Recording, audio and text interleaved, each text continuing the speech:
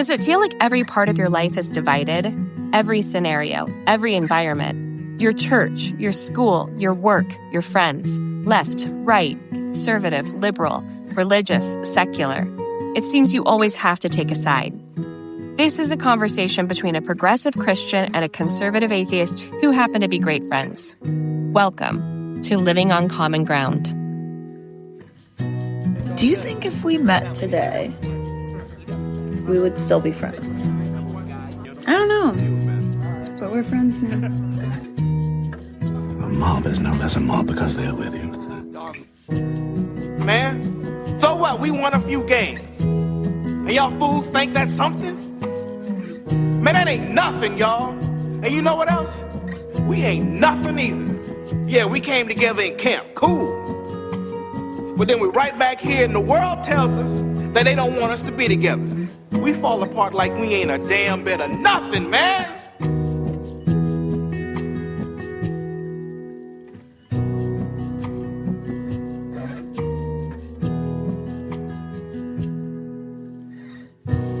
The northern. All right, tell me about the 51st state. State of Jefferson, Northern California. Mm-hmm.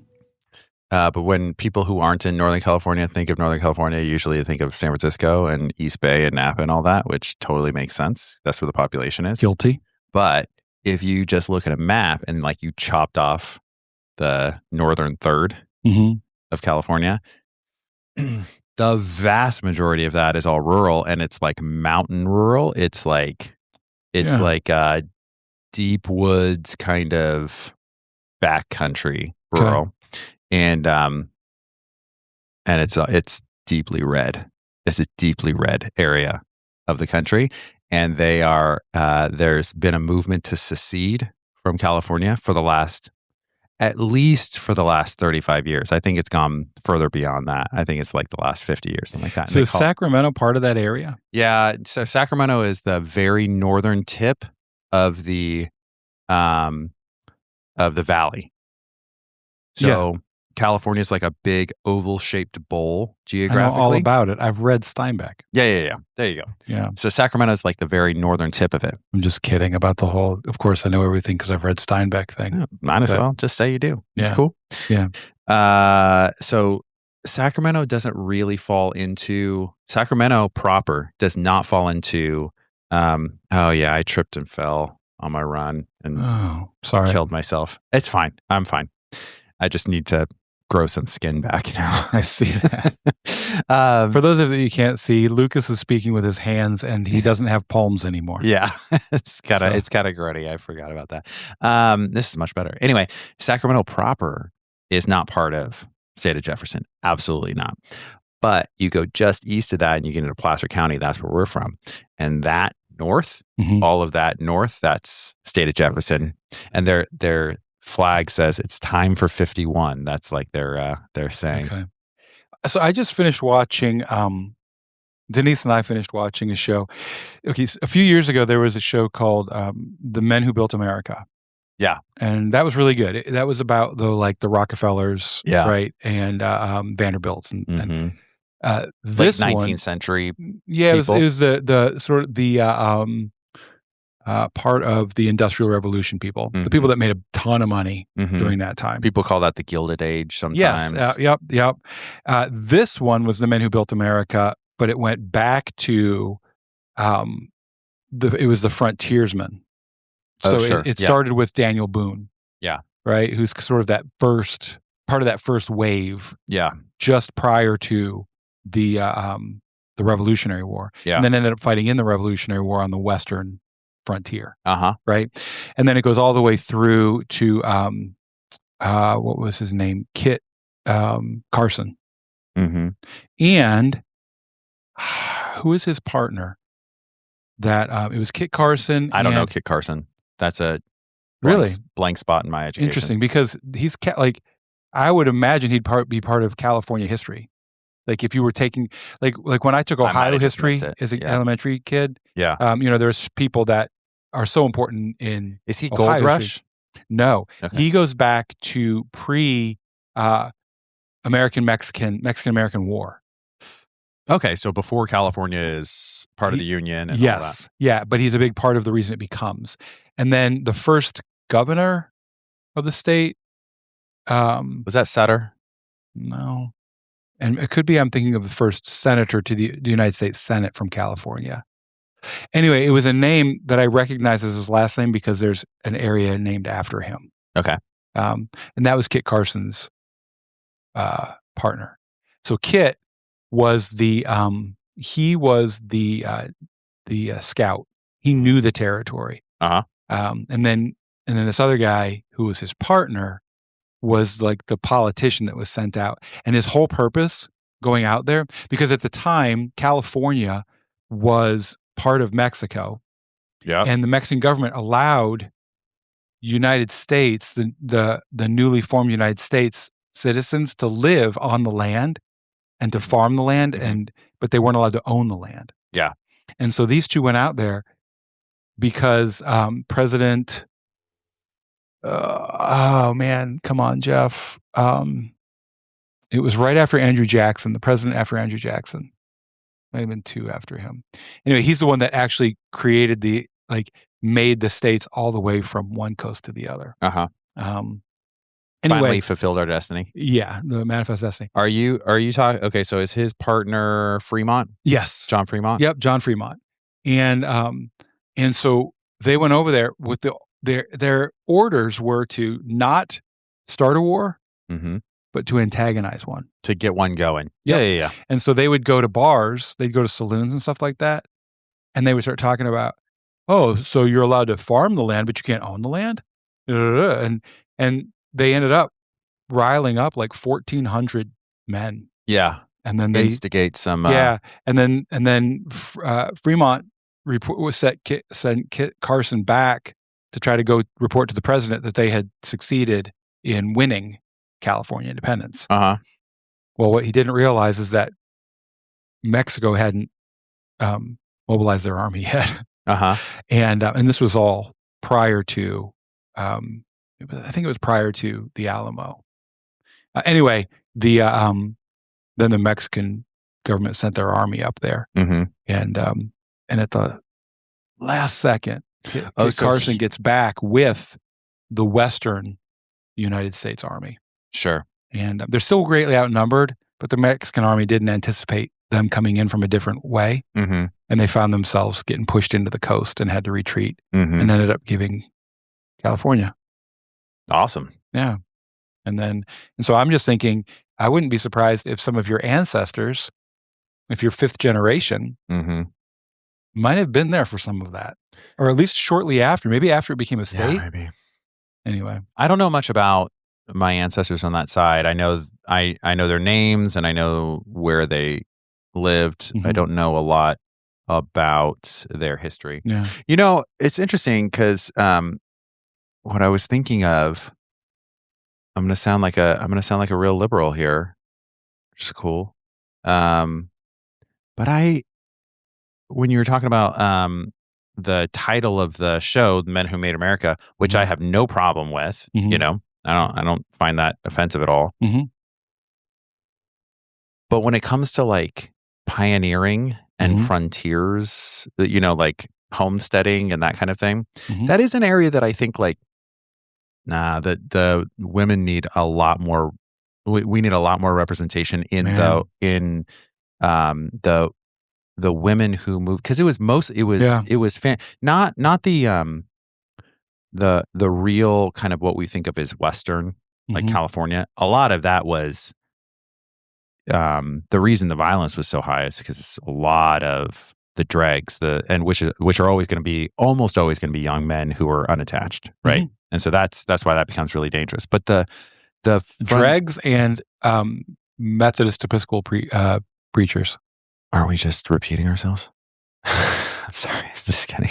They were just set me up. They were all young, unattached men who could be sent out. Yeah. Go ahead. Sorry. Absolutely. Outlaws, dregs, people who don't have any other options, and the people who are, what is the right way to put it? Like, who have a mission who have the type of temperament where they are like filled with some spirit to go out and that's going to be unattached males usually too. The young Gil Pollards of the world, for those of you that know Gil. Yes, adventurous spirit, but that's not actually what I'm talking about. I'm talking about the spirit of it's more like an Enneagram 1 where they're going out to change the world. They're they're the newly converted, the whatever, Anyway, but what I was going to say is that like I'm struck by the hardships that the family homesteading in the Midwest, trying to push that border, which was the West. Right. Yes. Yep. Right. Yeah. When you watch a show and you realize that when they're talking about the West, they're talking about the Ohio Valley and Kentucky. Yeah.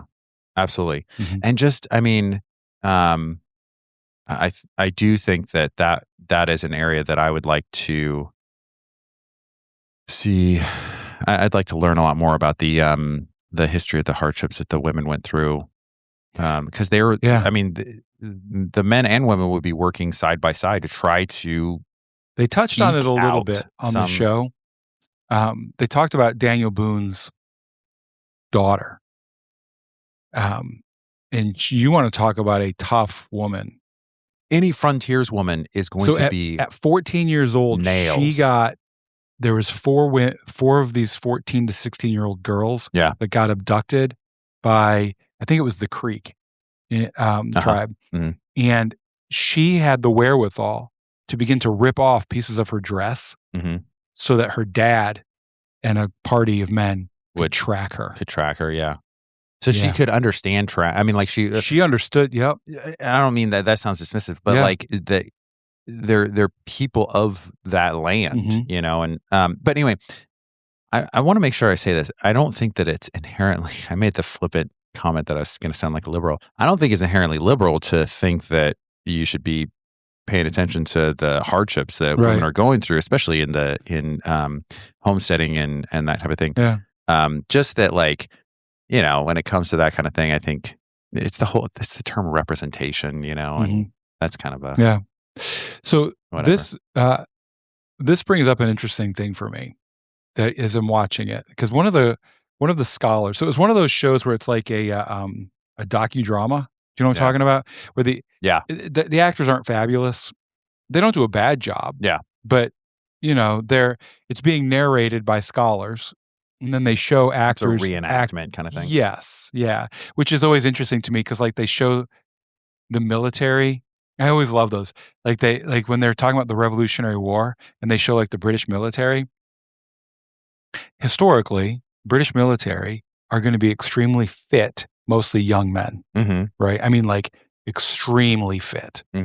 Yet when you watch the reenactment, they're mostly like 55-year-old guys who are overweight. And you think it's like that's who they could get to be the extras? I think so. I think so. Because I'm like, that. Like they showed one guy running, and you could tell it was killing him to run in that scene. Anyway, that's funny. So if you can get kind of beyond some of that stuff, it's actually very interesting. But one of the things that the scholar talked about, and I think this is really, I think I'd like to maybe make this the topic that we talk about today, unless you have a better topic for us, is he pointed out that that Andrew Jackson is now looked at as a really bad person. By our and what we do, and maybe I don't know if we've talked about this before or not, but what we do is we judge historical figures by our standards of society today. Right? So like when you look at what he did and the way he was driven, we look at him and we're like, he was such an evil person because like he's only known now basically for the Trail of Tears. That's right. And it's a horrific blight on the American history. I get it. But at the same time, I think that we have to be careful not to say, if I was Andrew Jackson, I wouldn't have done that. And this whole idea of we judge not just historical people, but we judge each other based on what we think we would do in those particular situations.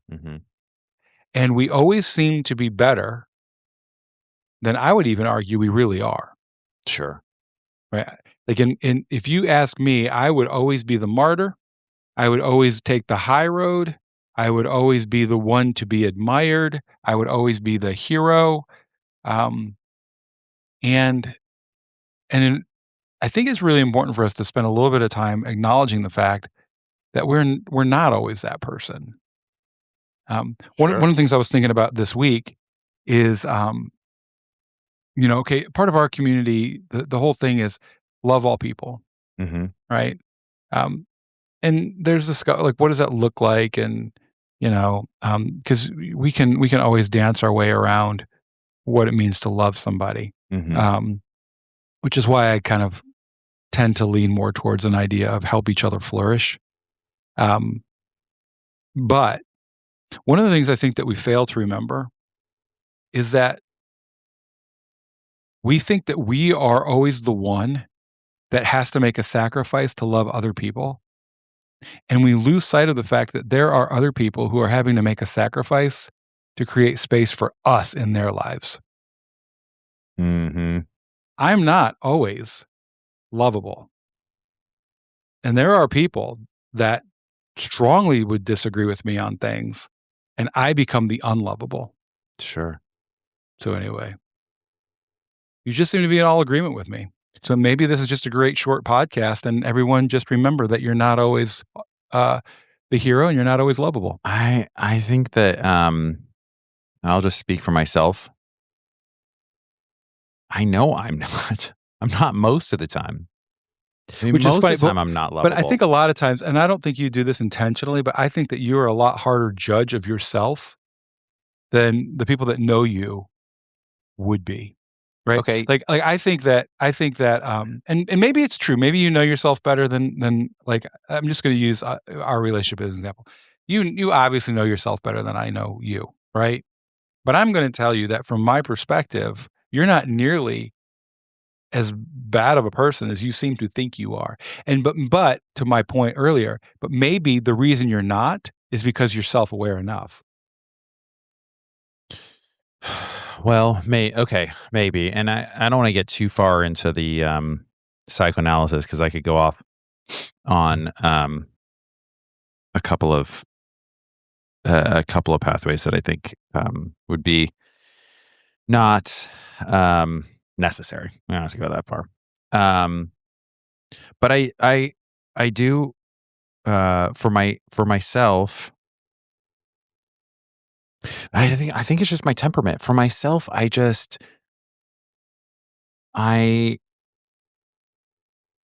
know if I'm honest with myself, the aspects of myself that are not attractive. Now, here's part of the issue is that I have to also be honest with myself. This is where I think it's good to be married to a spouse who you both try to have an honest relationship. You both try to continue to know each other as you change. Somebody who, in my circumstance, somebody who is very wise, who can see me and has history with me, right? So married to one person for a long time. If you're fortunate to do that.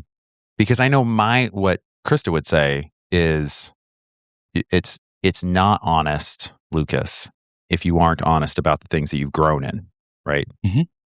That's not being honest either. Right. Right. At some point, like she knows my pathology and she knows that I have there's certain things like the thing I said, I don't know if it was last week or or a couple weeks ago or whatever, in one of the recent podcasts where I said that I think there is an inverse relationship between how many people know of a good thing that I've done and how meaningful it is. In other words, the more people who know it, the less meaningful it is, the less it means to you, to the universe at all.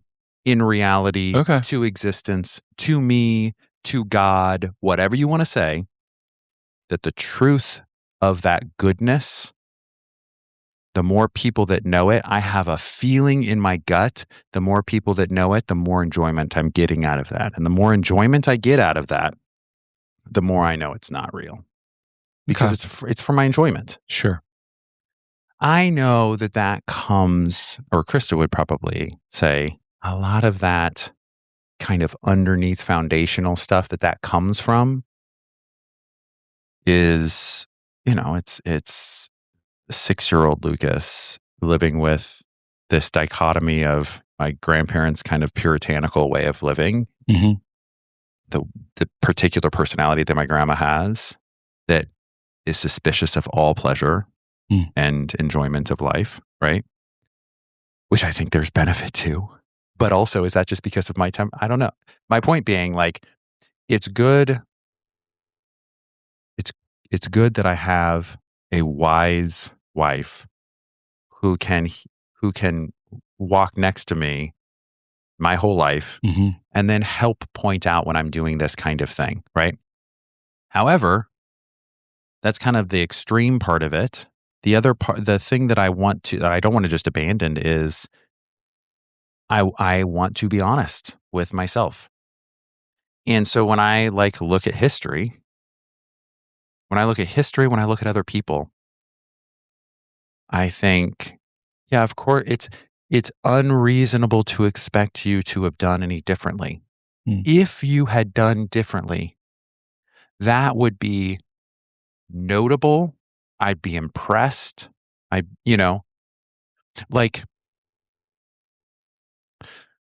were talking about Martin Luther King Jr. and Malcolm X. This is going to sound like I'm disparaging Malcolm X, and I'm really not trying to. But what I am going to say is that, I've talked about how Malcolm X, he gets me going.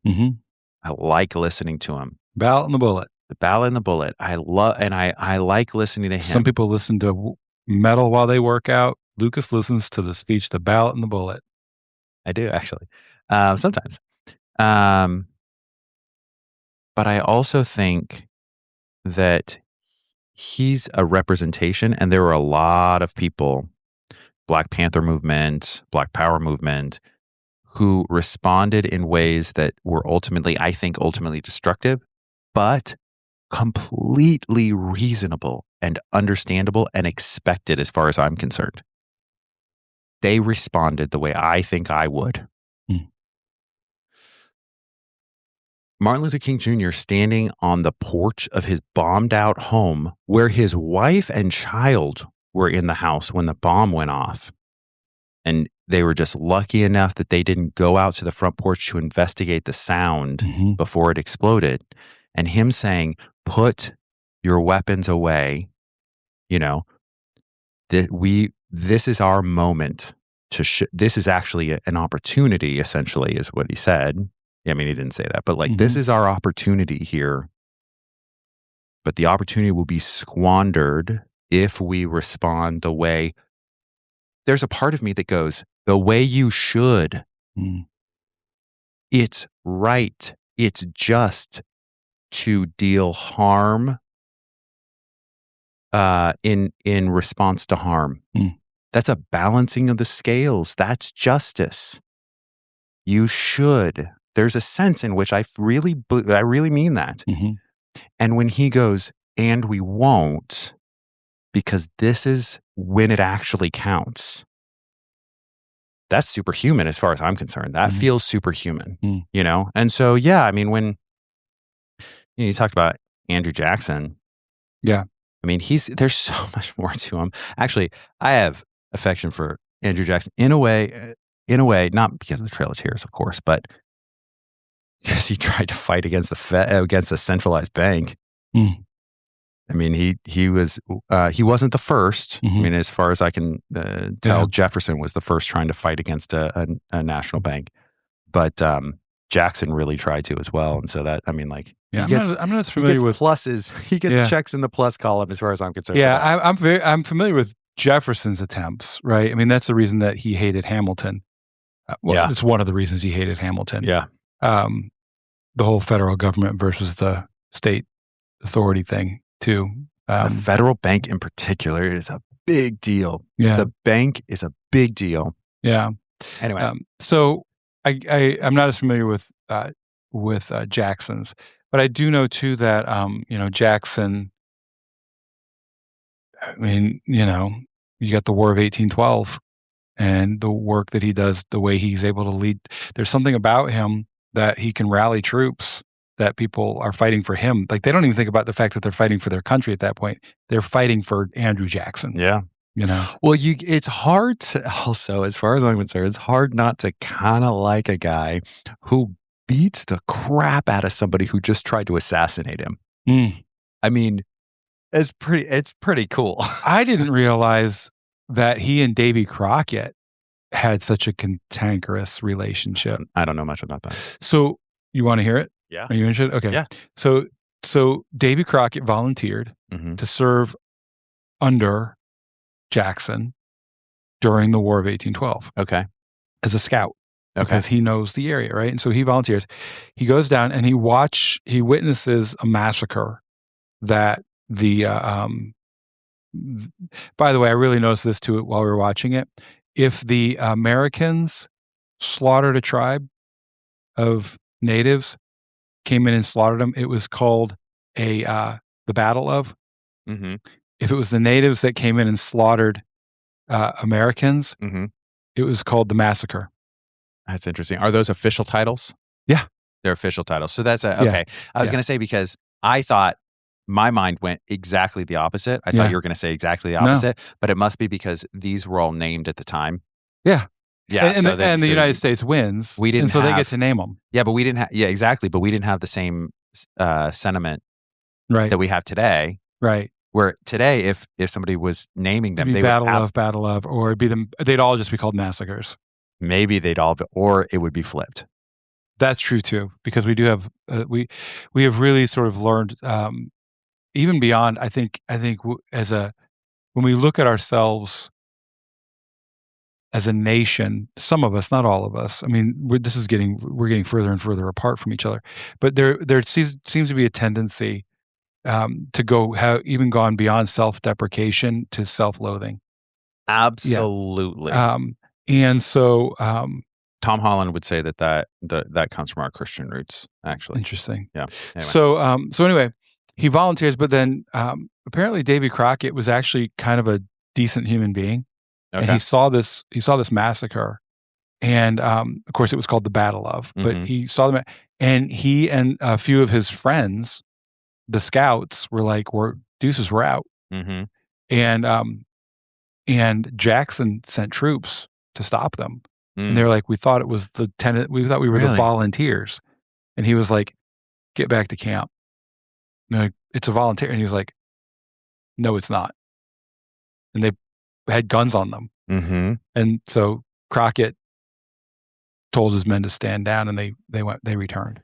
Wait, okay. So he brought in troops to stop the troops that were performing the massacre. No, the massacre happened. Yeah. And Davy Crockett and some of his friends were there, right? Because they were coming down from Tennessee. There during the massacre? Yes. Okay. They were coming down from Tennessee, and they had been hired to track these, I forget what tribe it was, but right, that had been attacking American settlements in the Mississippi area. Yeah.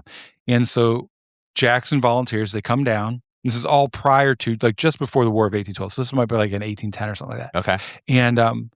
And so, and again, it's because the Americans are starting to move out into areas that had been given to the natives, and the natives are responding back to, wait a second, this is our land. What are you doing? And so there's, but then they do the quote unquote massacres.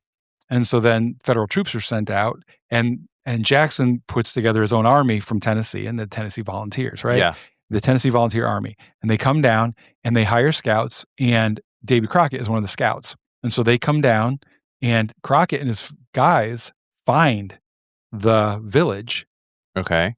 And Jackson sends in the army, and they slaughter everyone. Okay. Warriors, children, everybody. Okay. And Crockett is there. Yeah. And so Crockett, then, like, after the massacre, Crockett and the scouts are like, this isn't what we signed up for. Okay. And so they try to leave. And Jackson has the army I see. at gunpoint say, you cannot leave. You are now part of this. I see. I right? see. And so they fall in line and they stay. But this builds an animosity between them. And then when Jackson's president, Crockett is a senator from the state of Tennessee, which is Jackson's home state. Yeah. And this is when he's trying to put together the Indian Act, which becomes known as the Trail of Tears, right? The Indian Act. And in the Senate, Crockett opposes him. And like to the point where, and if Jackson, like any politician, if you oppose them, you become enemy number one. Yeah. Right. And so they become real enemies. And then Jackson begins a smear campaign against Crockett, and he doesn't win the next election. And is that when he goes out to Texas? That's when he heads out to Texas. Okay. Because he's got to reinvent himself again. Because, the politician thing, the local people liked him, but with the smear campaign and everything like that, and he realized he's a frontiersman. He's a scout. So he heads out because he thinks he can make a name for himself. He shows up in San Antonio, and everybody's like, "Yay!" Oh, Crockett's here. And Bowie, what was his name? The guy who invented the Bowie knife. Yeah, I don't know. He was there, and a couple other people. Anyway, but Crockett's the most famous one. Yeah. And so they get down to San Antonio, and they hear that I can't think of the general's name. Yeah, is putting together an army, and they're like, "Oh, we're gonna kick his butt." Yeah. And so they get up at the Alamo, and then they realize they're outnumbered 13-1. And we think about this big battle that took place. I think it took less than 17 minutes. Yeah. For the army to overrun the Alamo. Yeah, it's very similar.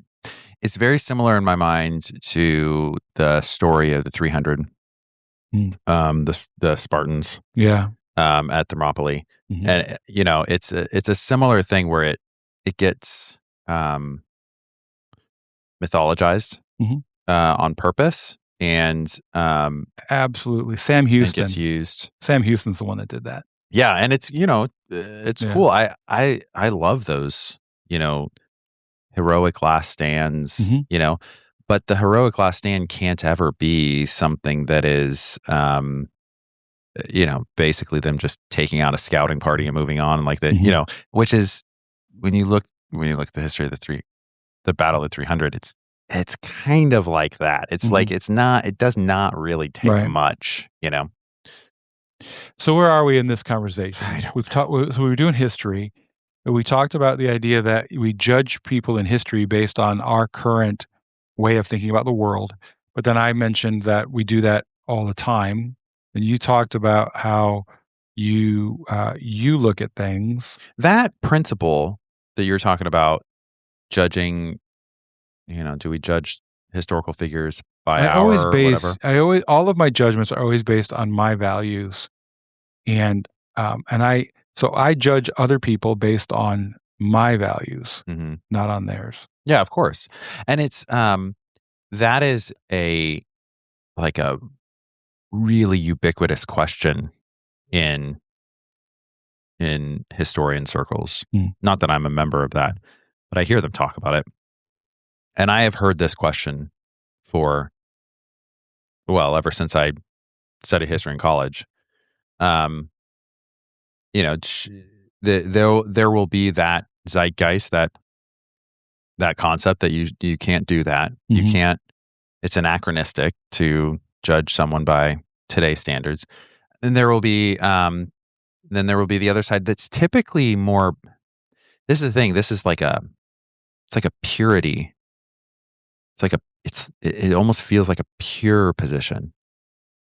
And what I mean by that is I find this sentiment shows up over and over again, where if you start to try to explain nuance in something, and someone can come back to you and go, it's not that complicated. There are right things to do, Jeff, and there are wrong things to do, Jeff. And that was wrong. That carries with it a weight that is almost unassailable. You can't. I mean, it's at that point when someone moves into that kind of rhetoric. Mm-hmm. I personally have the instinct to go, okay, and back away. I'm not interested in getting into that. I think that is a sentiment that shows up when you're talking about religion, when you're talking about morality, when you're talking about lots of different areas. But one of the things also that I think is interesting is that even sometimes people they'll go, okay, well, we can't judge them necessarily by today's standards, but we know we'll say, we know that's wrong now. That is another one where you're slipping in an assumption of this progressive art. I don't mean progressive like political. I mean a progressive art, an evolution where everything going further back is obviously stupider, less moral, more evil, more simple, more simplistic.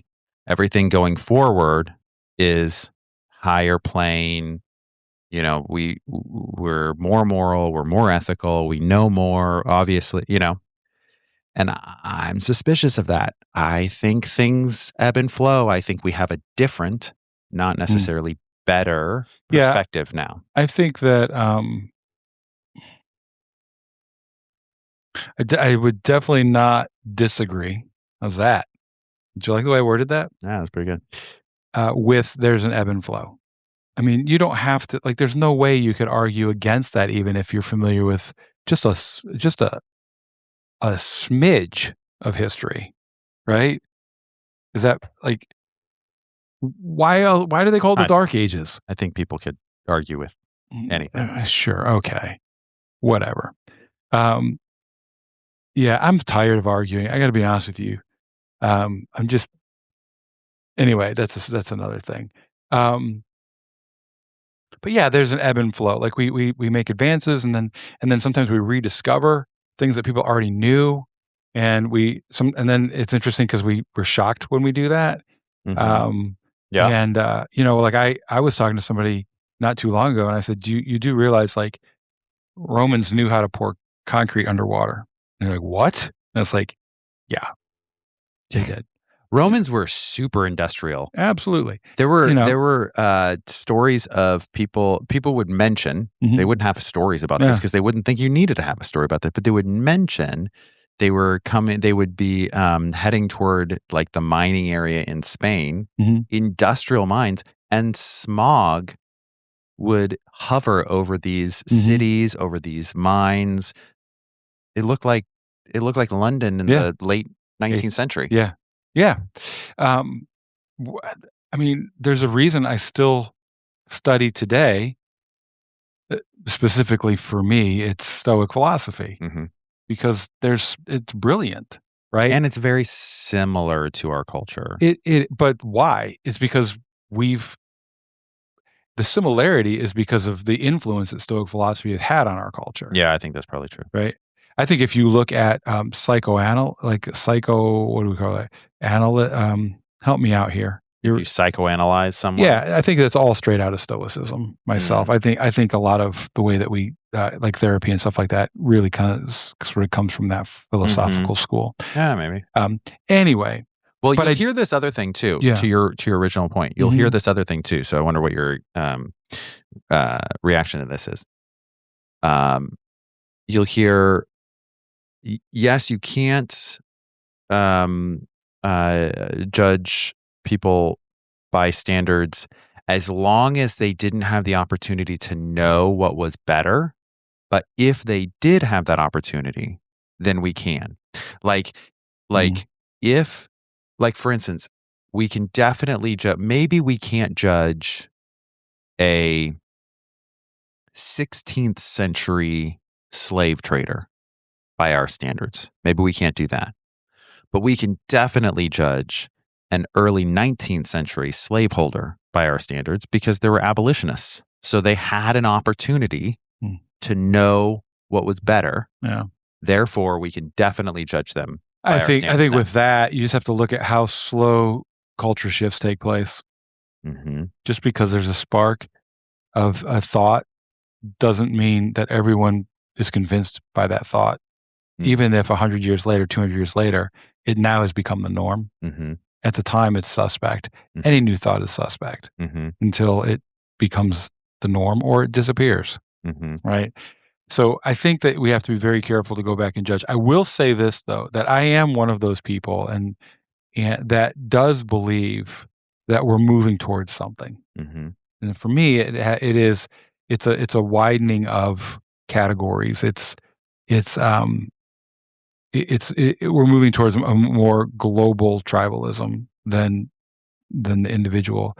I think the tribe is expanding. I think all of those things are expanding, and for all kinds of reasons, right? Maybe it's not. I would like to believe it's because we're moving towards a more loving, inclusive type of world. It could simply be because through technology we've become more connected, and so the more what Chris has talked about before, like the more relationship you have with somebody, the more patient you are with them, and so our access and our information has caused us to have greater appreciation for people that would have never been part of our tribe in the past. So there's all kinds of things for it. Maybe. And that is well, just for all the people out there listening who are like, this is the most boring episode because they just agreed on everything. That's an area that you and I have talked about before that we disagree on. Yeah, I know that. And your choice is to that's where earlier when you had said, I just go, okay. Yeah. That's what you're doing right now. A kind of. No, I just want to make sure everyone knows that we do disagree on things. Yeah, we can still be friends and talk about things that we do agree on. Yeah. Because even though you're wrong, I love you. So, okay. Isn't that nice of me? Okay. Yeah, it's not one of those moments where this is an example of how magnanimous you are. Yes, exactly right. And how I'm not the one that needs to understand that I need to be loved and accepted in spite of myself. This is an example of me loving Lucas and accepting Lucas in spite of him. How sacrificial. I also think that in the grand scheme of things, you and I both know that particular difference, it doesn't matter. No, of course not. Yeah. No, and that's the thing. Well, I mean, when it comes to, this is a little bit off topic, but not exactly. When it comes to how I feel about friends,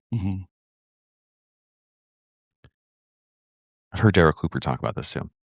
If I think that if we have a relationship where I think you'd smash someone in the mouth for me, no, I almost dropped an F-bomb, then I don't care if you're a communist or you're you're a young earth, flat earth apocalypticist.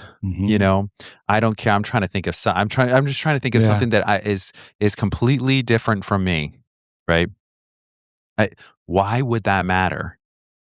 You're my people. That's it. That's the end. And I think and I think you only get to that by actually sharing life.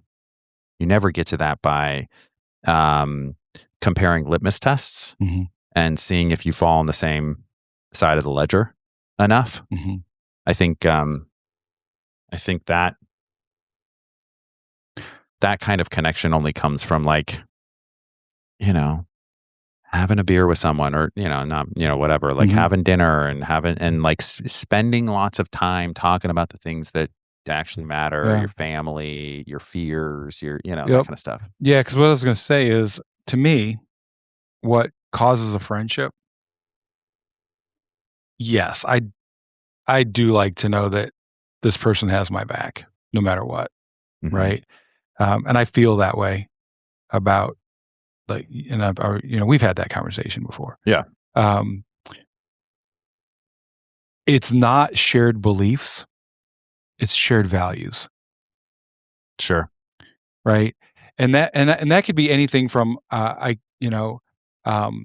value of truth or value of exploring, You could even put interests in there, but I think it's more than just interest. I think it has to do with values, like trustworthiness. Mm-hmm. And I think that I value someone that has my back, and I'm going to. So because I do that, I will be a type of friend that has my friend's back. And so when you're like that, that's great. I am not really that concerned about whether or not we have shared beliefs about things. Yeah. Right? Like whether or not the world is moving to a place of more inclusion. That's fun to talk about. Mm-hmm. And I live my life as if that's the truth. And I try to contribute and participate in that, making that the truth. And the funny thing is, I think that even if you don't believe that's the truth, what I witness is that you live as if you want to believe that's the truth, or at least want to see if you can help make that come about. And I think we value that together, even though we may have different beliefs about it. And it doesn't have to be across the board. Like the values don't have to be across the board either, right? Like I know that you don't care about baseball as much as I do. Sure. Right? But you feign enough interest that you're willing to at least hear me talk about it. You know what I care about, actually, when it comes to baseball? Yeah. I care about the fact that it clearly connects to something having to do with your family and your kids. Oh, 100%. Yep. Not a doubt about it. Yeah. So it doesn't match. So then then that's interesting, and also, by the way, for everyone out there is something to be interested in friggin' everything. Yeah. What in existence is truly boring? Really. I can't think of a thing that is actually boring. Now, it doesn't mean that I'm always like it's, like I have things that drive my, but like I don't understand. No, I mean, I do understand because organisms live their life and you have to be driven toward continuing to exist and your own impulses and blah, blah, blah. I get that. But I can't connect to the type of personality that couldn't be interested in virtually everything. I mean, what really? Like I like this wire has like an entire college curriculum of interest that could be, I mean, like how you make rubber. Where does that come from? How would you source it? What are the companies that source it? How do they get financed? Where are they? What are the people? What have they been involved in? Other things they've been involved in. How many wars have been fought over this don't wire? Forget the copper that's running through it. I haven't even gotten inside, right? Yeah. I mean, like there's nothing that, so when you talk about baseball, no, it's not something that I spend my time doing, but like there's scoring and there's drama and there's politics and there's tons of stuff that's interesting. And there's, just yesterday, unending. Robbie and I were both sitting outside listening to the end of the Mets-Yankees game. And I told him, and this goes to what you're saying, I said, Robbie, I can sit out here, smoke a cigar, listen to a baseball game, and it could be 1980s again. Yeah. Sure. Right. It could be 1970s again. I get that. And it's just that moment of, and I could be sitting here right now and I could look over at this other chair and see my grandpa. Right. Like, I mean, it's all of the things. It's not, how can you not be romantic about all of the things that baseball is. Yeah. Yeah. So, okay. So real quick, we're going to wrap this up because we both have places to go, but the value thing, I think that is a thread that has run through here, is that we judge people based on our values that we have currently, whether it be as a collective, so like as a culture, right, as a nation, which is interesting because I don't think that as a nation we hold shared values, but I do think that as a culture, there's always a battle for values. Our cultural wars it's like a wave pool. Yeah, our cultural wars are really value wars, and then we judge people by that, which is why propped up by central banking. Anyway, okay. Go ahead. So we But so we judge by values. We judge historical people by values. We judge each other by values. And that's also because of our judgment by values that we determine who our friends are and who our friends are not. Yeah. All right. I think we tied it up. Yeah, I think it's good. I think if I was listening to it, I'd be like, is this a love fest? Like, what's happening right now? And who cares? And just go get your own podcast if you don't like it. I have old equipment you can buy. All right. There you go. All right, bye.